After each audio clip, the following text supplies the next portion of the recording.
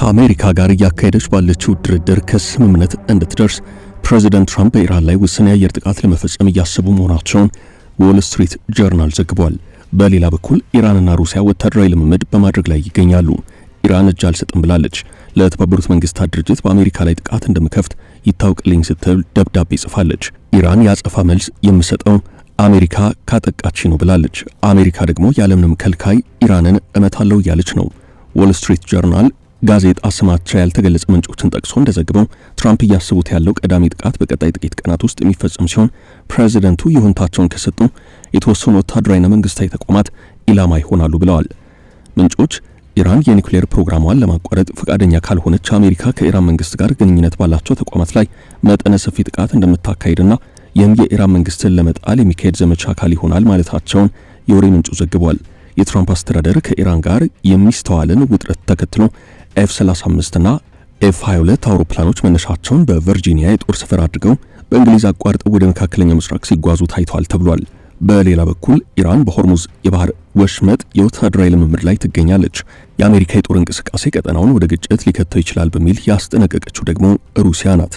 የብሪታንያ ጠቅላይ ሚኒስትር ኬር ስታርመር የሮያል አየር ኃይል የአሜሪካ የጦር አውሮፕላኖችን ገብተው ለዘመቻ እንዳይዘጋጁ ገዳ ጥለዋል ተብሏል። ትራምፕ በበኩላቸው የጦር ሰፈሩን ለመጠቀም ማሳወቅ እንጂ ማስፈቀድ እንደሌለባቸው ገልጸዋል። አሜሪካ በቻኮስ ስምምነት ለብሪታንያ ድጋፍ እንደማትሰጥ ተናግረዋል። አሜሪካና ኢራን ስምምነት ላይ ለመድረሳቸውን ተከትሎ ትራምፕ የአየር ኃይል እርምጃ እንደሚወስዱ ገልጸዋል። የአሜሪካ ወታደራዊ ባለስልጣናት በመጪው ቅዳሜ ጥቃት ለመፈጸም ዝግጅት ማጠናቀቃቸውን ትራምፕ አሳውቀዋቸዋል። አሜሪካ በኢራን ላይ በምትወስደው እርምጃ በቻኮስ አይስላንድ ወይንም ደሴት የሚገኘውና ብሪታንያ የምትቆጣጠረውን ዴጎ ጋርሻ ወታደራዊ ሰፈር መጠቀም እንደሚኖርባት ተገልጿል። ብሪታንያ ይህን ደሴት ለሞሪታንያ ለመስጠት አቅዳለች ተብሏል። የዩናይትድ ኪንግደም ብሪታንያ መንግስት አሜሪካ ኢራን ላይ ልትፈጽም ለምትችለው ጥቃት የዩናይትድ ኪንግደም ሰራዊትን የጦር ሰፈር እንድትጠቀም ፍቃድ አለመስጠቱን ቢቢሲ በመረጃው አመላክቷል። ከዚህ ቀደም አሜሪካ መካከለኛው ምስራቅ ውስጥ ጥቃቶችን ለመፈጸም የእንግሊዝ ከተማ በሆነችው ግሎስተርሻየር የሚገኘውን RAF ፌርድፎርድ የጦር ሰፈር ትጠቀም ነበረም። የዩናይትድ ኪንግደም የባህር ማዶ ግዛት እንደሆነ የሚቆጠረው በዴጎ ጋርሻ የሚገኙ የጦር ሰፈርን በቀጠናው ለምትፈጽመው ጥቃት ተጠቅማ ታውቃለች። የአሜሪካው ፕሬዚደንት ዶናልድ ትራምፕ ከትናንት በስቲያ በማህበራዊ ትስስር ገጻቸው ባሰፈሩት ጽሑፍ ዴጎ ጋርሻን አትስጡ ሲሉ ዩናይትድ ኪንግደም የቻኮስ ደሴቶችን ለሞሪሼስ ለማስረከብ ማቀዷን ተቃውመው ነበረም። ሆኖም አሜሪካ ኢራንን ለመደብደብ ዝግጅት ላይ ናት ተብሏል። ቢያንስ 6 የአሜሪካ ወታደራዊ አውሮፕላኖች ከአውሮፓ ተነስተው ወደ መካከለኛው ምስራቅ ሲጓዙ ፍላይት ራዳር 24 በተባለ ታዋቂ የበረራ መከታተያ ድረገጽ ላይ ታይተዋል። ከነዚህ አውሮፕላኖች መካከል 2 E-3 የቅኝት ጄቶች፣ 2 C-17 ወታደራዊ መጓጓዣ አውሮፕላኖች፣ 1 KC-135 አየር ላይ ነዳጅ የሚሞሉ ነዳጅ ጫኝ አውሮፕላኖችና ሌሎችም የጦር ጄቶች ታይተዋል። ለመሆኑ አሜሪካ ኢራንን ለመምታት የላከቻቸው ጄቶች ምን አይነት የተለየ ችሎታና አቅም አላቸው የሚለውን ጉዳይ እዚህ ላይ መመልከት ያስፈልጋል። የመጀመሪያው F-35 ነው። ስቲልዝ የተባሉት ተዋጊ ጄቶች በከፍተኛ ሁኔታ ጥበቃ የሚደረግላቸው ኢላማዎችን ለመምታት ያገለግላሉ።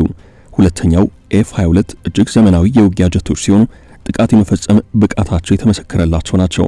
እነዚህ የጦር ጄቶች በጣም ከፍተኛ ጠቀሜታና ብቃት ስላላቸው ከዚህ በፊት በአብዛኛው ወደ መካከለኛው ምስራቅ ተልከው አያውቁም። ሶስተኛው KC-135 እና KC-46 ነው። እነዚህ ደግሞ ነዳጅ ጫኝ አውሮፕላኖች ሲሆኑ ረጅም ርቀት ተጉዘው ጥቃት የሚፈጽሙ የጦር ጀቶችን አየር ላይ ሳሉ ነዳጅ የሚሞሉ ወሳኝ ድጋፍ ሰጪ አውሮፕላኖች ናቸው። ቀድሞውንም በአካባቢው ተሰማርተው የነበረ ቢሆንም አሁን ግን ቁጥራቸው በከፍተኛ መጠን ጨምሯል። አራተኛው E-3 ነው። ይህ የማዘዣና የቅኝት አውሮፕላን ሲሆን አሜሪካ የምታካሄዳቸው መጠነ ሰፊ የአየር ጥቃት ዘመቻዎች ለመምራትና ለመቆጣጠር የሚያስችል ነው። ኢራን ለአሜሪካ ወታደራዊ እርምጃ ቆራጥ ምላሽ እንደምትሰጥ ለተባበሩት መንግስታት ድርጅት አሳውቃለች። በመካከለኛው ምስራቅ ያለው የጦርነት ደመና እየጠቆረ ነው። በኒውዮርክ የሚገኘው የኢራን ቋሚ መልእክተኛ ቡድን ለተባበሩት መንግስታት ድርጅት ዋና ጸሐፊ አንቶኒዮ ጉተሬዥ ለጸጥታው ምክር ቤት በላከው አስቸኳይ ደብዳቤ አሜሪካ ወታደራዊ ጥቃት የምትሰነዝር ከሆነ ኢራን ተመጣጣኝና ቆራጥ ምላሽ እንደምትሰጥ በይፋ አስታውቋል። ኢራን በከፍተኛ አመራሮቿ ደረጃ ውጥረትም ሆነ ጦርነት አትፈልግም፣ ጦርነትን አትጀምርም ስትል በደብዳቤዋ ገልጻለች። ጥቃት ከተሰነዘረባት ግን በተባበሩት መንግስታት ድርጅት አንቀጽ 51 መሰረት ራሷን ለመከላከል እንደምትገደድ ነው የተናገረችው።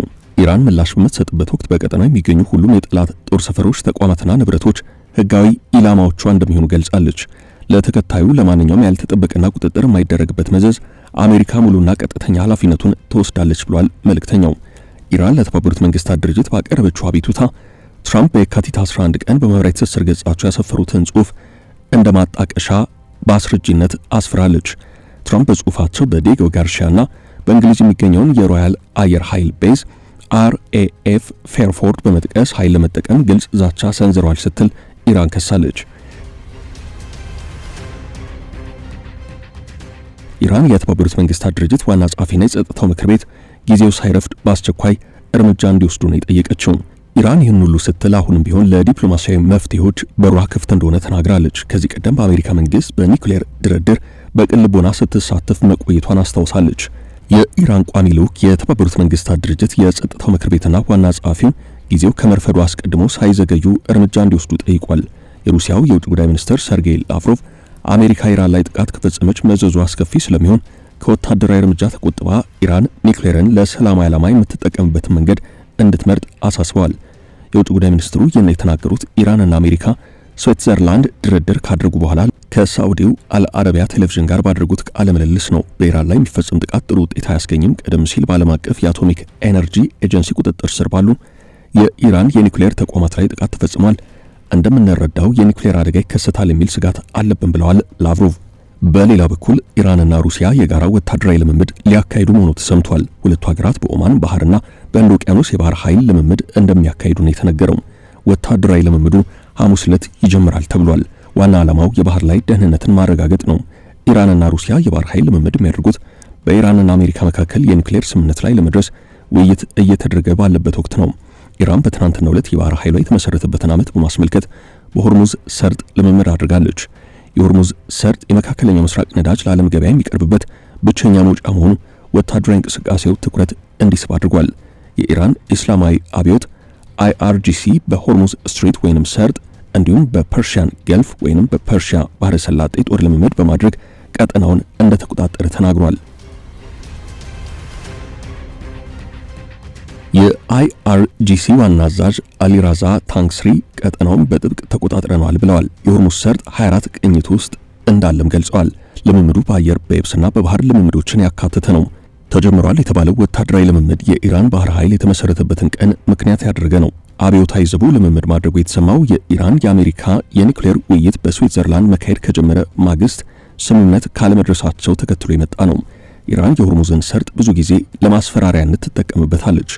የሆርሙዝ የባህር ሰርጥ በኢራንና በኦማን መካከል ይገኛል። መግቢያና መውጫው 50 ኪሎ ሜትር ስፋት ያለው ነው።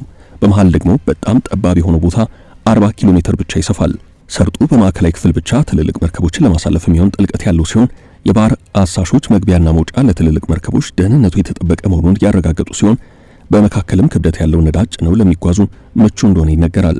ግዙፋን መርከቦች ወደ 10 ኪሎ ሜትር ስፋት ባለው የሰርጡ ክፍል መቅዘፍ ይኖርባቸዋል። ነዳጅ ጫኝ መርከቦች በፋርስ ባህረ ሰላጤ ሲያልፉ በኢራንና በአረብ ሀገራት መካከል አወዛጋቢ በሆኑት የቱንብ ደሴቶች አቅራቢያ ያልፋሉ።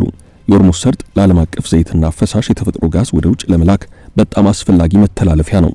የሆርሙዝ ሰርጥ ሳዑዲ አረቢያ፣ ኢራን፣ የተባበሩት አረብ ኤምሬቶች፣ ኩዌትና ኢራቅን ጨምሮ ከባህረ ሰላጤው ሀገራት የሚላኩ አብዛኛው የተፈጥሮ ድፍድፍ ነዳጅ በዚህ ጠባብ የውሃ መስመር በኩል ያልፉበታል። ከአሜሪካ ጋር የገባችበትን ፍጥጫ ተከትሎ ኢራን ከተወሰኑ ጊዜያት ወዲህ በዚህ ሰርጥ ላይ ያካሄደች ያለችው ወታደራዊ እንቅስቃሴ በዓለም የነዳጅ አቅርቦት ላይ የሚፈጥረው ተጽዕኖ በቀላሉ የሚታይ አይደለም ተብሏል።